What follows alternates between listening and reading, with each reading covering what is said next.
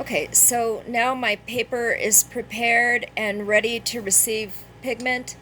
It is damp but not overly wet. And so I'm just going to apply another layer of this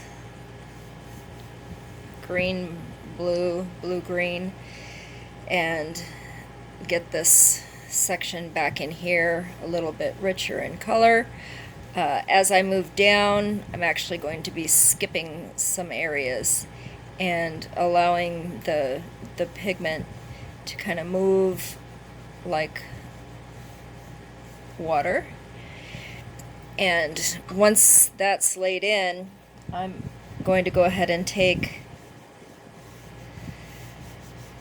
an atomizer again, and I'm going to spritz this area up in here because I want all of this to bleed back.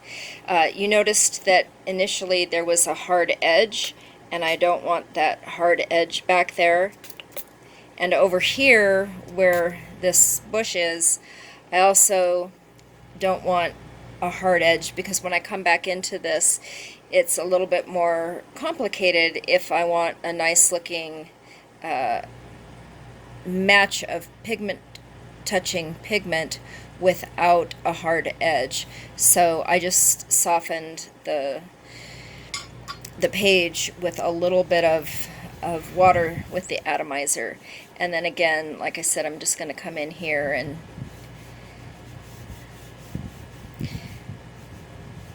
I don't want too many of these. I'm going to go over this fish, doesn't matter, because I'm going to paint him a darker pigment than what I'm putting on right here.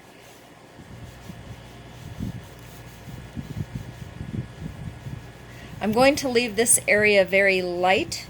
I want it to appear like the sun is hitting this area over here. It'll just add some interest there. So this is starting to look like a nice little water line.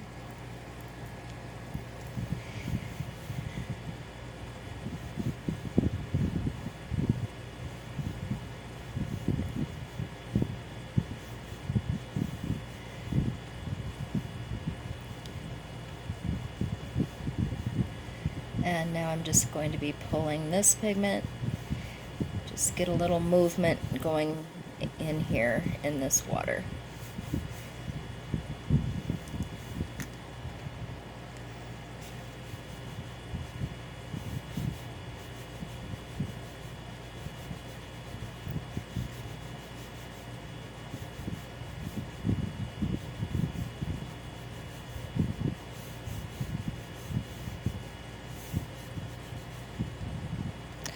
Alright, and then I'm once again going to hit this just a little bit with the atomizer, soften the pigment that's already on the page, and make sure that this doesn't turn into a hard edge. So that little bit of moisture just softens that edge a little bit. And then over here, I'm just pulling the pigment to the edge so that it doesn't pool and end up looking like a back run. So I don't mind these little light marks in here. We'll go back through, maybe edit a couple of these edges. I don't want everything to look like it's got a real hard edge. And back in here, I don't really like the height of that. We should have some perspective diminishment, narrower in height back in here, and then the marks can become wider down in this area here.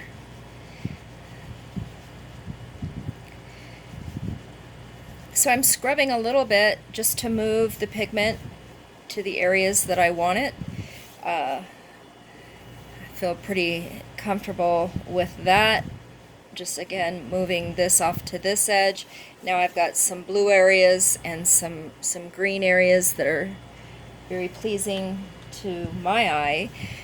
And while this is wet, I'm just going to now drop in a little bit more of the blue on this side. We already have some down here, but now I'm going to marry the blue over on this side, so we've got a little bit of green and a little bit of blue going on, a little bit of soft edge.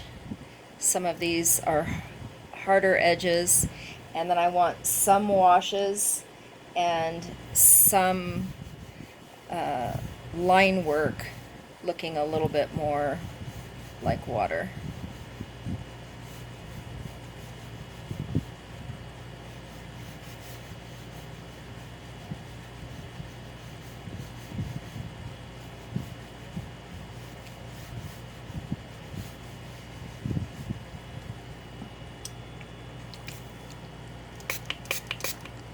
Spritzing again just to keep the pigment flowing. Always looking for areas that might want to create a shape or a bloom that I don't want, and just keeping that moving through. I think I'm going to bring in a little bit more of the blue over here.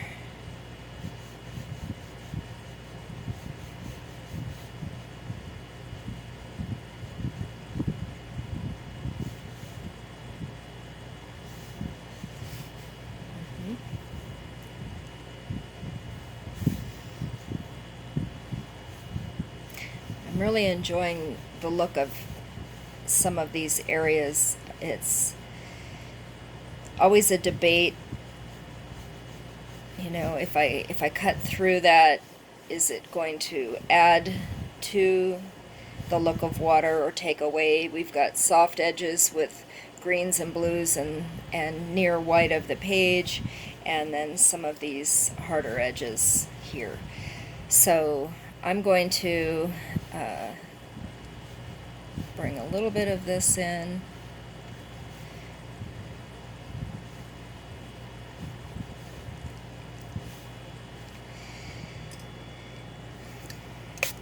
And spritz it.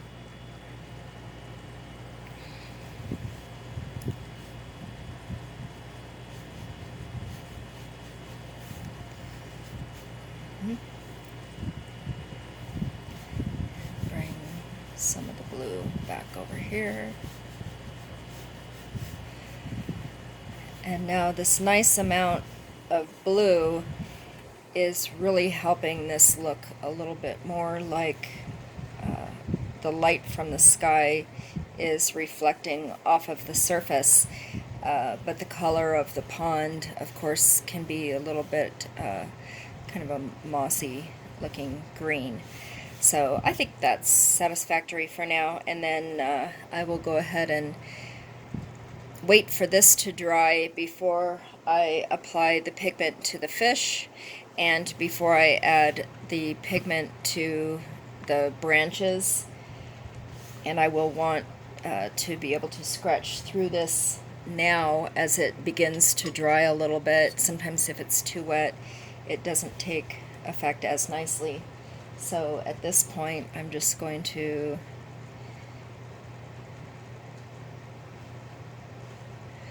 make a few darker marks.